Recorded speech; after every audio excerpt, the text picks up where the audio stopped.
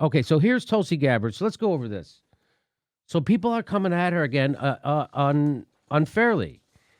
And because she's against our foreign interventionist wars, which immediately puts you on the neoliberal bad list.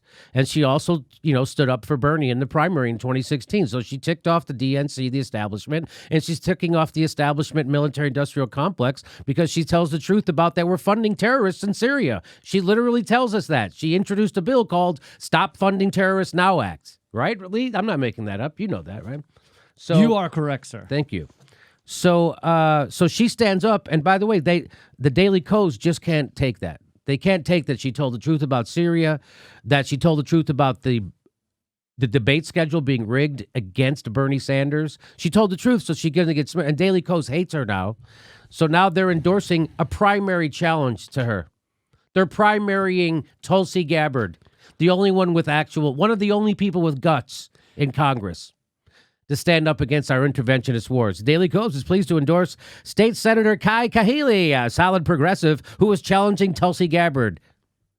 Am I crazy, or did Daily Kos used to be somewhat edgy, and now they're just like Hillary bots? They're the worst. Again, that's kind of, I would say they're more responsible for why we have Trump than certainly Jill Stein. Yeah.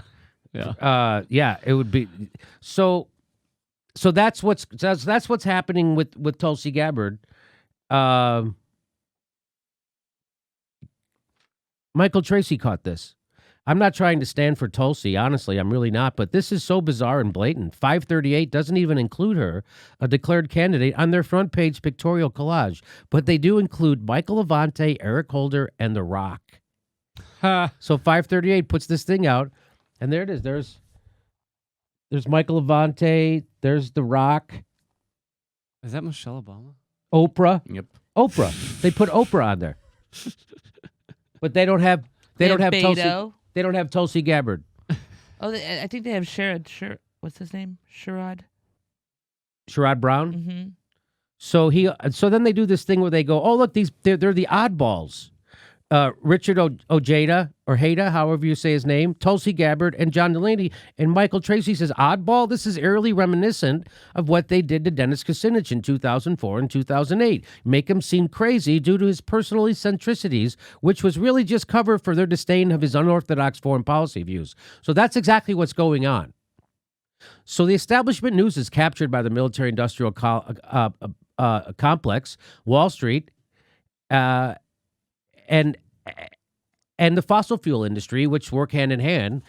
And so if someone like Tulsi or Ron Paul or Dennis Kucinich is running, they're going to do everything they can to make them seem crazy because foreign wars make sense to them. So that's what they're doing. And then Michael Tracy says, people are also rightly noting that something similar was done to Ron Paul. Slightly different dynamics in a GOP primary, but yes, a clear precedent. So that's when John... Yeah, I mean, Tulsi Gabbard is far more dangerous to them than even like Trump. Like, yes, they'd rather have Trump in office than have someone who's actually trying to tear down the military-industrial complex. Right. It's fucking horrifying to them, and that's why they were ready. The moment she, floated that she was about to run, they just released all this shit on her, like just stuff from when she was 22 and everything, because they've been waiting for this to trash her, and of course she's being primaried. Like far left progressives or whatever are far more dangerous to the corporate Democrats than corporate Republicans. No doubt about it. Again, it's this I didn't say this, I repeated it though, but the first order of business for the Democratic Party is to defeat the candidate who's representing the workers. Right. And then maybe we'll beat the Republican, but we got to beat that motherfucker first, or else the whole thing, we can't let them take over the Democratic Party, our money train, the whole deal. So that first order of business is to make sure you, and by the way, here's MSNB Steve Kornacki, and he's smart because he wears khakis and rolls up his sleeves, you can tell, right? And he often wears a sweater instead of a suit. So that's how you can tell. But his shirt doesn't fit like Brian Williams does. Huh? No, he can't. The guy's compared to Brian Williams, this guy is slovenly. He's a regular. So watch this. They do a segment on the people running for president, and guess who they leave out? And Kamala Harris, just switching subjects here, that Democratic race, Kamala Harris getting in the race. You can see here she's running at 9% in the most recent poll. Do you see who they... So they got Joe Biden, Bernie, Kamala Harris, Beto, Elizabeth Warren. They have Amy Klobuchar.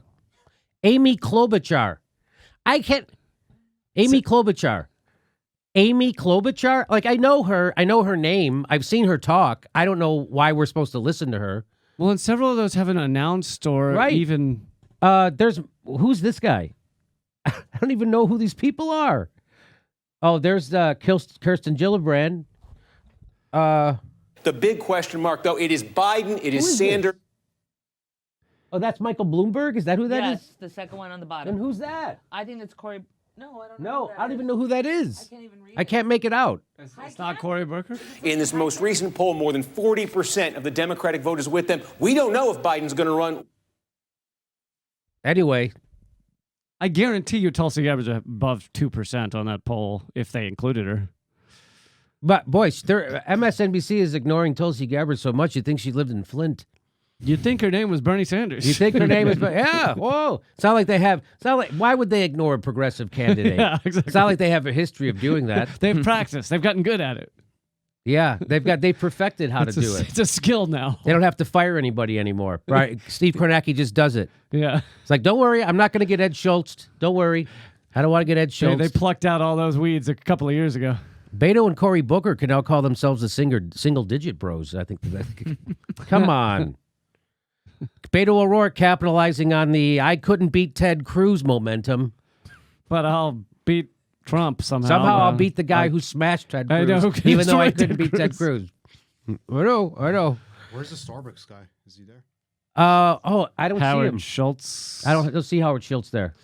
So just so you know that on January 30th, 2019, George Will wrote an article for the Washington Post entitled, Amy Klobuchar may be best equipped to send the president packing. That's fucking hilarious.